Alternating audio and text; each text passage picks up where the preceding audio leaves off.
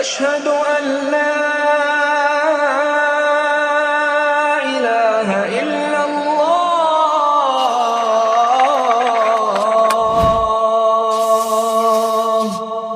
الحمد لله الذي علم بالقلم علم الإنسان ما لم يعلم والصلاة والسلام على الرسول الكريم الذي وضح لأمته أحكام الدين كل ما يحتاجون إليه في أمر الدنيا والآخرة. الله تعالى القرآن சொல்றான் وأتموا الحج والعمرة لله. நீங்கள் ஹஜ்ஜையும் உம்ராவையும் அல்லாஹ்வுக்காக நிறைவேற்றுங்க. நார்மலாகவே நாங்கள் ஃபீல் பண்ணுற விஷயம் ஹஜ் எங்களோட ஊரில் 40 நாள் போவாங்க. உண்மையில் 40 நாள் விஷயம் ஒன்றில் அந்த ஹஜ் வந்து ஸ்டார்ட் ஆகுது துல் ஹஜ் 8 இருந்து ஸ்டார்ட் ஆகுது. 8 இருந்து 12 இல்லாட்டி 13. ஸோ 8, 9, 10, 11, 12, 5 அல்லது 6 days மேக்ஸிமம். ரைட். ஸோ இந்த 6 டேஸுக்கு தான் நாங்கள் இந்த உம்ராவை ஆல்ரெடி செஞ்சால் நாங்கள் 2ஆம் தேதி 3ஆம் தேதி அப்படி போகிறவங்களை 1, 2 இல்லாட்டி 1 மாதத்துக்கு போகிறோம்னு சொன்னால் இப்போ ஹஜ் தொடங்கக்குள்ள நாங்கள் எப்படி நடந்து கொள்ளணும்னு இருக்குது. ஹஜ்ல 3 டைப் இருக்குது. ஒன்று ஹஜ் அத்தமத்தம். ஒரு ஆள் ஹஜ் செய்ய போகல ஃபர்ஸ்ட்டுக்கே நியத்து வச்சுட்டாரு, நான் ஹஜ்ஜையும் உம்ராவையும் ஒரே டைமில் செய்யுது. இது ஃபர்ஸ்ட்டுக்கு நியத்து. அப்போ அவர் சொன்ன லெப்பைக்கோ இந்த ஆல்ரெடி சொன்ன மாதிரி இந்த மீகாத்து தான் பேத்து அவர் என்ன செஞ்சு கொள்ளணும்னு சொன்னால் இஹ்ராம் கொடுத்து கொள்ளணும். இஹ்ராம் கொடுத்த கொள்ள அவர் சொல்லணும் லெப்பைக்க உம்ரத்தன் முத்தமத்தியன் பிஹா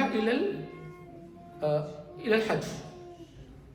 அதாவது ஃபர்ஸ்ட்டுக்கு அவர் என்ன சொல்லணும்னு சொன்னால் நான் உம்ரா ஃபர்ஸ்ட்டுக்கு செய்கிறேன், 2வது ஹஜ் செய்கிறேன். நான் மொத்தமாக இலல் உம்ரான்னு போட்டு ஹஜ் நான் எடிட் பண்ணி உங்களுக்கு போடுறேன். ஸோ இதுதான் அவரோட நீயாவாக இருக்குது. இந்த ஹஜ்ஜில் 3 டைப் இருக்குது. இதில் பெஸ்ட் இது தான். அதாவது ஃபர்ஸ்ட்டுக்கு போகிறாரு, உம்ரா செய்கிறாரு, உம்ரா செஞ்சுட்டு ஹஜ்ஜை செய்கிறாரு. ரைட். இப்போ ஃபர்ஸ்ட்டுக்கு உம்ரா செஞ்சுட்டு இப்போ ஹஜ்ஜுக்கும் இந்த டைப் ஹஜ் செய்கிற ஒரு ஆள் இல்லை இந்த டைப் உம்ரா ஹஜ்ஜையும் சேர்த்து செய்கிற ஒரு ஆள் உம்ரா முடிஞ்சு கொண்டைய வெட்டாமல் இந்த ஷார்ட் பண்ணலாம். வலிக்கிறோம்னு கட்டாயமே இல்லை. ஏன்னா ஹஜ் செஞ்சு போகிற வலிக்கலும் தானே, அதால் அவர் வைக்கலாம். இல்லை அவர் வலிக்கிறனாலும் பிரச்சனை இல்லை. ஓகே, ஃபுல்லாக ஷேவ் பண்ணலாம் பிரச்சனை இல்லை. அப்படி ஷேவ் பண்ணதோட அவர் இஹ்ராம கலட்டலாம். பிறகு அவர் ஹஜ் செய்ய ரெடி ஆகல லெப்பைக்கு ஹஜ்ஜன் சொல்லி நீயா வச்சுட்டு திருப்பி இஹ்ராம உடுத்திக்கொள்ளும். அது மக்கால எங்கே இருந்தாலும் கொடுத்துடும். மீகாத்துக்கு போட்ட அவசியம் இல்லை. ரைட். இந்த உம்ரா செஞ்சு முடிச்ச ஒரு ஆள் யௌமுன் நஹர் இருக்குது. நாங்கள் குர்பான் கொடுக்குற நாள். அந்த குர்பான் கொடுக்குற நாளில் ஒரு ஆட்டை கொடுக்கணும். இல்லாட்டி 7 பேர் சேர்ந்து ஒரு மாடு இல்லாட்டி ஒரு ஒட்டகம் கொடுக்கணும். அப்போ இந்த ஹஜ் செய்கிற ஆளுக்கு ஹதின்னு சொல்லுவாங்க. இந்த குர்பான் கொடுக்குறது கடமை. Okay, very clear. இதில் டவுட் சரிங்களா? இதுதான் 2வது ஹஜ்ஜல் கிராம். இது உண்மையிலே உம்ரா செய்யறதுக்கும் இந்த டைம் கிடைக்காதார்கள், அதாவது ஃபுல்லா வந்து கம்ப்ளீட்டா செஞ்சு கொஞ்சம் அவசரத்தில் வாராக்கள். அப்ப இவரை செஞ்ச ஒரே டைம்லேயே கொடுத்துரும். 8வது நாள் வந்து செய்கிறார் நோய்கள் லுகருக்கு முன்னுக்கு வந்து செய்கிறாரு. லுகருக்கு முன்னுக்கு தான் இவர் ஹஜ்ஜுக்காக இஹ்ராம் கொடுத்தோம். இவர் வந்தது ஒரு 7, 8 மார்னிங் சொன்னால் இவருக்கு டைம் இல்லை. ஸோ ஒரே டைமில் இஹ்ராம் உடுத்துறாரு 2க்கும் சேர்த்து. லெப்பைக்கு உம்ரத்தன் ஹஜ்ஜன்னு சொல்லி உடுத்திட்டு அவர் என்ன செய்கிறாரு, தவாஃப் சாயெல்லாம் முடிச்சு அவர் மொட்டையை அவர் விரும்பினா ஷோட் பண்ணலாம், இல்லாட்டி மொட்டையை எடுத்துட்டு என்ன செய்கிறான்னு சொன்னால் அப்படி போகிறாரு மீனாக்கு. அது அந்த 8வது நாள் ப்ரோசஸ் அதுதான். ஸோ அவரை இஹ்ராம காட்ட தேவையில்லை, அப்படியே போகலாம். உண்மையிலே நான் ஆல்ரெடி சொன்ன மாதிரி ஹஜ்ஜை உம்ராவை பிரித்து செய்ய டைம் இல்லை ஆக்களிக்கிறாங்க தானே, அவங்க தான் இவங்க. பட் இந்த இதுக்கும் கடமை ஹதியும் கடமை. ஹதின்னு சொன்னால் குர்பான் கொடுக்குற கடமை. ஒரு ஆடு கொடுக்கலாம், இல்லாட்டி 7 பேர் சேர்ந்து ஒரு மாடு இல்லாட்டி ஒரு ஒட்டகம் கொடுக்கலாம். ஸோ இதுவும் ஓகே. 3வது இது ஹஜ்ஜல் இஃப்ராத். ஹஜ் மட்டும் செய்கிறார். ஓகே, அவர் உம்ரா செய்யல, 8ஆம் நாள் போய் இறங்குறாரு. லுகருக்கு முன்னுக்கும் ஆல்ரெடி இஹ்ராம் உடுத்திட்டு வந்துட்டாரு. அவர் வந்து மக்காக்குள்ள வச்சு இஹ்ராம் உடுத்தி இல்லாது ஆல்ரெடி வந்துட்டாரு. லெப்பைக்க ஹஜ்ஜன் என்று சொல்லி உடுத்துறாரு, இஹ்ராம் உடுத்துறாரு. இஹ்ராம் உடுத்திக்கு பிறகு ரைட் அவர் ஹஜ்ஜில் வேலையை செய்கிறார். இவருக்கு வந்து இது கடமை இல்லை, குர்பான் கடமை இல்லை. ஓகே, என்ற ஹஜ் இஃப்ராத் மட்டும்தான் செய்கிறார். Okay right. இப்போ ஹஜ் தமத்து செய்கிறாரு. ஹஜ் தமத்து நான் ஆல்ரெடி பார்த்தோம். இந்த பெஸ்ட் டைம் ஃபர்ஸ்ட் ஏர்லியாக வந்து உம்ராவை செஞ்சு இப்போ அவர் என்ன செய்கிறான்னு சொன்னால் சாய்க்கு போகிற தலையை சிரைக்கணும், ஷேவ் பண்ணுறாரு. உம்ராவை முடிச்சுட்டு இஹ்ராமை கலட்டுறாரு. அதுக்கு பிறகு அவர் எத்தனாம் தேதி வந்தாலும் ஓகே. இப்போ 7ஆம் தேதி வந்திப்பார், 2ஆம் தேதி வந்திப்பார். ஓகே, பட் 8ஆம் தேதி தானே டைம் ஸ்டார்ட் ஆகுதுன்னு சொன்னால் அவர் இருக்கிற இடத்துல மக்கா ஹோட்டல் இல்லாட்டி எல்லைக்குள்ளுக்கு எங்கே இருந்தாலும் பிரச்சனை அங்கே வச்சு அவர் உடுத்திட்டு துஹருக்கு முன்னுக்கு இஹ்ராம உடுத்திடும்.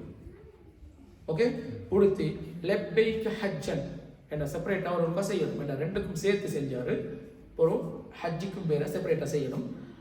துஹர் அசர் மக்ரிப் இஷா இந்த 3 இதுக்கு தானே இந்த 4 பிரேயர்ஸையும் வந்து அவர் மினால தான் தொடரும். இது அர்த்தம் என்னன்னு சொன்னால் 8ஆம் நாள் துல்ஹஜ் 8ஆம் நாள் துஹருக்கு அவர் மினாலே இருக்கும். ரைட். அப்ப அங்க இருக்கிற ஒரு ஆள் அசரையும் துஹரையும் 4 ரக்காத் வார தொழுகை எல்லாத்தையும் சுருக்கி தான் தொடரும். துஹரையும் அசரையும் சுருக்கி சேர்த்து தொடரும். ஓகே, மக்ரிபையும் இஷாவையும் சுருக்கி சேர்த்து தொடரும். எங்களுக்கு தெரியும் சுருக்கி சேர்த்து தொடரும் உண்டு. அசர் டைம்லையும் தொடரலாம், இல்லாட்டி துஹர் டைம்லையும் தொடரலாம், இல்லாட்டி மக்ரிபையும் இஷாவை இஷா டைம்ல தொடரலாம், இல்லாட்டி மக்ரிப் டைம்லையும் தொடரலாம். ரைட். ஓகே, ஸோ 8ஆம் நாள் விஷயம் முடிஞ்சு. துல்ஹஜ்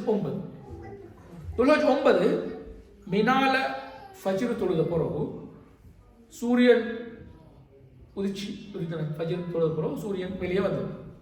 சன்ரைஸுக்கு போகிற என்ன செய்யணும், அவர் அரஃபாக்கு போகணும். ஸோ அந்த மார்னிங் டைமில் இருந்து சன்செட் ஆகும் வரைக்கும் அரஃபால இருக்கணும். ஓகே, 9வது நாள். ஏன்னா சொன்னாங்க அல் ஹஜ்ஜு அரஃபாத், அல் ஹஜ்ஜு அரஃபாத், அல் ஹஜ்ஜு அரஃபாத். ஹஜ்ஜுன்னு சொன்னாலே அரஃபாத். இந்த குறிப்பிட்ட டைமுக்குள்ளுக்கு அவர் அரஃபாக்கு போகலைன்னு சொன்னால் அவரோட ஹஜ் வந்து செல்லாது. வெரி கேர்ஃபுல்லாக இருக்கணும். வேறு விஷயங்களில் ஃபோக்கஸ் இல்லாமல் மேக்ஸிமம் ட்ரை பண்ணி அந்த டைமுக்கு கொண்டு போகணும். அதே மாதிரி லுஹர் நேரம் வந்தாங்க என்ன செய்யணும், லுஹரையும் மசரையும் சுருக்கி தொழணும்.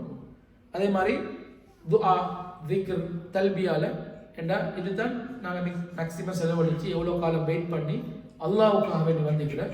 ஸோ மொபைல் யூசேஜ் தேவையில்லாத விஷயங்கள் அல்லாஹ் தனக்கு முழுமையாக கட்டுப்பட்டு திக்ரு அவுராதுகளில் இருக்கணும்னு நான்.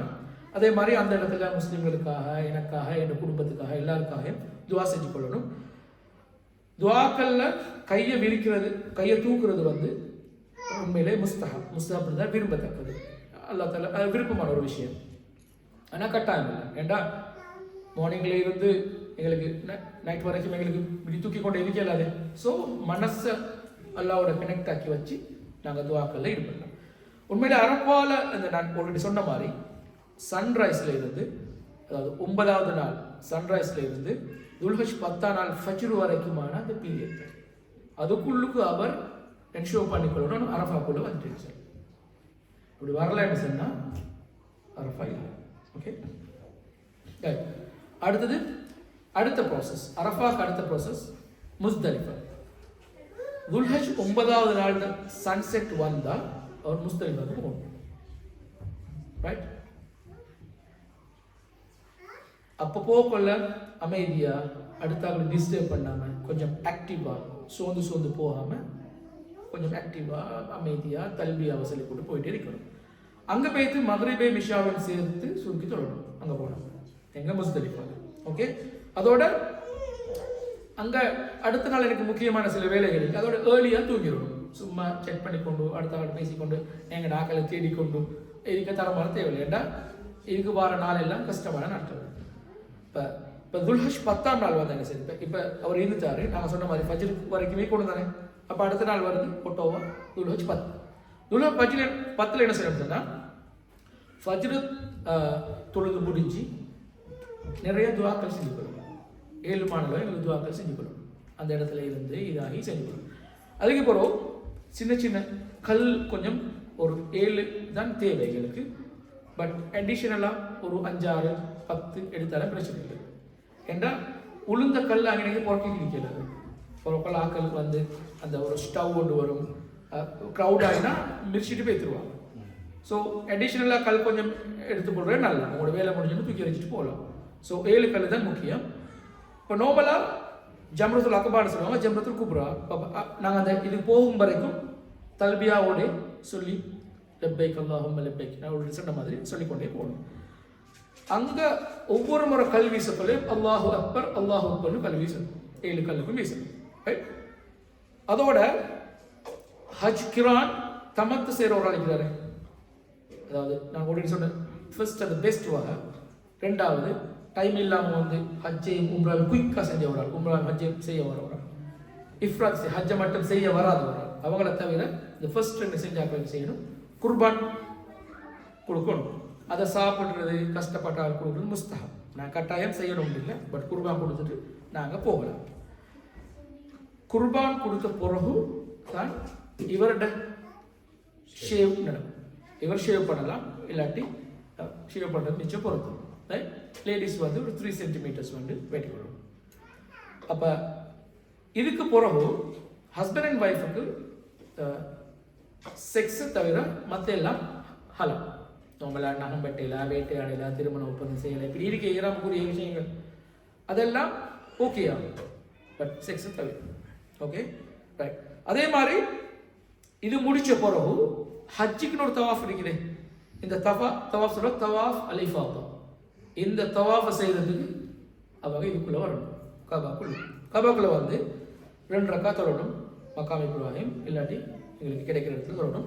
அதுக்கு பிறகு சாய் செய்யணும். ரைட். அவர் உம்ரா கூட செஞ்சுப்பாரு. இப்போ ஹஜ்ஜுக்கு அவர் சாய் செய்யணும். அதுக்கு பிறகு இவருக்கு வேண்டிய விஷயங்களை செய்யணும். இஹ்ராம் உடுத்திரத்தால வார ஹராமான விஷயங்கள் எல்லாம் இதுக்கு பிறகு இவருக்கு ஹலாலாகும், இன்க்ளூடிங் செக்ஸ். Okay right.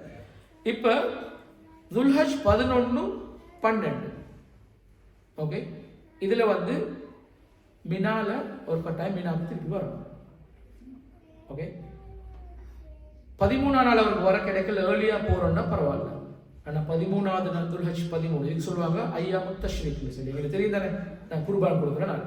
இந்த 3 நாட்களே வந்து அவர் என்ன செய்யணும்னு சொன்னால் மிச்சம் பொருத்தம் அவர் மினால தங்கிடும். Okay right. இப்போ 11வது நாள் என்ன செய்ய போறாருன்னு பார்ப்போம். 11 என்ன செய்யணும்னா சேம் ப்ராசஸ். 21 கல் எடுக்கணும். 11வது நாள் 21 கல் அடிஷனலாக 10-15 கல் எடுத்துக்கோங்க. சின்ன கல் தானே, எல்லாம் சின்ன இது ஒன்று போட்டு வச்சுக்கோங்க. உண்மையிலே இதில் டைம் வந்து சரியான டைம் துஹருக்கு போகிறோம். இது டைம் ஸ்டார்ட் ஆகும் மீனால. நாங்கள் துஹருக்கு போகிறோம், துஹருக்கு முன்னுக்கு போகக்கூடாது. ஸோ சூரியன் வந்து இதிலேருந்து சாஞ்சி போகிறோம், சென்டர்லேருந்து சாஞ்சி போகிறோம். நீங்கள் என்ன செய்யணும், மீனாக்கு போகணும். அதுக்கு முன்னுக்கு போகிறது வந்து இட்ஸ் நாட் பர்மிட்டட். ஸோ அப்படி நாங்கள் போகணும். நாங்கள் ஸ்டார்ட் பண்ணணும் எப்படி சொன்னால் ஜம்ரத்து சுகுரா, சின்ன ஜம்ரா சொல்லுவாங்க. ஜம்ரத்துல் புஸ்தா மிடில் இருக்கிறது, ஜம்ரத்துல் குப்ரா. இப்படி தான் நான் வரல வேயாக வச்சுக்கணும். ரைட். ஒவ்வொரு இதையும் வீச கொள்ள பிஸ்மில்லா சொல்லி அல்லாஹ் அக்பர்னு சொல்லி வீசணும். அதை நாங்கள் ஆல்ரெடி பார்த்தோம். இதில் ஃபர்ஸ்ட்டுக்கு ஜம்ரத்து சுகுராவில் வீசி போகிறோம். என்ன செய்யணும் சொன்னால் கல் வீசின இடத்துல இருந்து கொஞ்சம் மூவ் ஆகி ரைட் சைடில் நின்று மிஷினை துவாக்கிக்கணும். 7 மணில் துவாக்கிக்கணும். அதுக்கு பிறகு ஜம்ரத்துல் புஸ்தா செகண்ட் ஜம்ராக்கு போகிறாங்க. அங்கே போயிட்டு 7 கல்ல அல்லாஹ் அக்பர்னு சொல்லி வீசிட்டு லெஃப்ட் சைடுக்கு போகிறதுல நின்று துவா கேட்கணும். துவா செஞ்சுட்டு ஜம்ரத்துல் குப்ரா கடைசியில் அவர் வீசுகிறார். வீசிட்டு அங்கே வெயிட் பண்ணப்படாது, பேத்துருவோம். ஸோ இவ்வளோ தான் விஷயம். அப்போ துல்ஹஜ் 12வது நாள். இப்போ 11வது நாள் முடிச்சு 12வது நாள். 11ல் என்ன செஞ்சாரோ இந்த கல் வீசுகிற விஷயங்கள் 12வது நாள் செய்யணும். 13வது நாள் எங்களுக்கு விரும்பினால் நாங்கள் தங்குறதுக்கு விரும்பினால் தங்கலாம். ஆனால் நிச்சயம் அங்கே தங்குறது தான் பெஸ்ட். ஓகே. இவ்வளோ செலவழிச்சுட்டு வந்து நீங்கள் தங்கிட்டு போமே சொல்லி ஃபீல் பண்ணி தங்கினா 11வது நாள் 12வது நாள் என்ன செஞ்சோமோ அதை தான் செய்யும். ரைட். உண்மையிலே 12வது நாளும் 13வது நாளும் லேட்டான ஒரு நாள் என்ன செய்யணும்னா காபாக் செஞ்சு தவாப் செய்யணும். செஞ்சு மக்காம் இப்ராஹிம் நின்று 2 ரக்காத் தொழணும். தொழுதுட்டு அன்னைக்கு கொஞ்சம் சொன்ன சூறாக்களை ஓதி தொழுவிட்டு துவா கேட்கிறவங்க சொன்னான். அதே மாதிரி ஹயத் நிஃபாஸுடைய லேடிஸுக்கு வந்து இது பொருத்தமில்லை, செய்ய தேவையில்லை. ஓகே, அதோட இந்த 13 இந்த விஷயத்தை செஞ்சதோட ஈவன் சில ஆட்கள் 12 நாளில் போனாலும் மக்கால் இந்த அவசரமாக வெளியே போய்த்துருவோம். எதுக்கு போகிற மக்கால் இருக்கிறது, காபால தொழுகிறது, இவ்வளோ தூரம் வந்துட்டேனே தொழுவிட்டு போகிறனே எல்லாம் பொருத்தமே இல்லை. ஒரு அவசரமாக வெளியே போகும். ஒரே ஒரு பெர்மிஷன் இருக்கு. சில சாமான்கள் வாங்கணும், அபாயா வாங்க போவோம், ஜுப்பா வாங்க போவோம், சோப்பு வாங்க போவோம், அப்படியான சில விஷயங்களை செய்கிறதுக்காக வேண்டி கொஞ்சம் டைம் இருக்கு. அது இல்லாமல் அவசரமாக முடிச்சுட்டு பேசுவோம் மக்கள் வெளியே. இப்போ நாங்கள் பார்ப்போம் ஹஜ்ஜிட ஃபர்த். ஹஜ்ஜிட ஃபர்த் சொன்னால் இஹ்ராம் கொடுக்கணும். இஹ்ராம் இல்லாமல் செய்யலை, வெரி கிளியர். போலீஸே விட மாட்டோம். அரஃபால கட்டாயம். அரஃபால நாங்கள் என்ன செய்யணும்னு சொன்னால் அரஃபால தங்கணும். தவாஃபுல் இஃபாதா கடைசியாக ஒரு தவாஃபுல் செய்வோமே. கடைசி தவாஃபுல் சொன்னால் நஹருக்கு பிறகு நாங்கள் செய்த தவாஃப். அதே மாதிரி சாயும் செய்யணும். இதில் ஒன்றை விட்டாலும் ஹஜ் செய்யணும். டைமிங் முக்கியம். இந்த டைமுக்குள்ள நாங்கள் அதுக்குள்ளே போய் இருக்கணும். அப்படி நாங்கள் இந்த ப்ராசஸில் ஒன்றை விட்டாலும் ஹஜ் செய்யலாம். அதே மாதிரி ஹஜ்ஜுக்கு சில வாஜிபுகள் இருக்கு. வாஜிபுன்னு சொன்னால் எங்களுக்கு தெரியும், ஃபர்து லெவலில் மிஸ் பண்ணினா என்ன சரி ஒன்று அட்ஜஸ்ட் பண்ணணும் செய்யணும். எப்படின்னு சொன்னால் மீகாத்தில் இஹ்ராம் அணிந்து கொள்ளிருப்பேன். எங்களுக்கு மீகாத்தில் இப்போ நாங்கள் ஆல்ரெடி வரக்குள்ள மீகாத்தில் இது நாங்கள் அணிஞ்சிட்டு போகிறோம், இஹ்ராம் ஊற்றிட்டு போகிறோம். சரி, இப்போ நாங்கள் இதுக்கு என்ன சொல்கிறது, நாங்கள் இந்த ஹஜ் செய்ய மொத்தமாத்தியன்னு சொல்கிறேன், ஹஜ் தமத்து செய்கிறாக்கள் வந்து போக தேவையில்லை. ஸோ அப்படியான விஷயங்களை மீகாத்தில் இஹ்ராம் அணிந்து கொண்ட ஒரு முக்கியமான ஒரு விஷயம் தானே அது வந்து வாஜிப். அதே மாதிரி நஹ்ருட நாள், அதாவது நாங்கள் எப்போ குர்பான் கொடுக்குறோமோ அந்த நாள் வந்து அரஃபாக்கு போகிறோம், முஸ்தலிஃபால தங்குறோம், அதுவும் வாஜிப். தஷ்ரீக் ஐயாமு தஷ்ரீக்குடைய நாட்களில் நைட்டில் வந்து என்ன செய்யறோம் சொன்னால் மினால தங்கணும். அது மினால தானே தங்கணும், பகலையில் கல் எறியும்.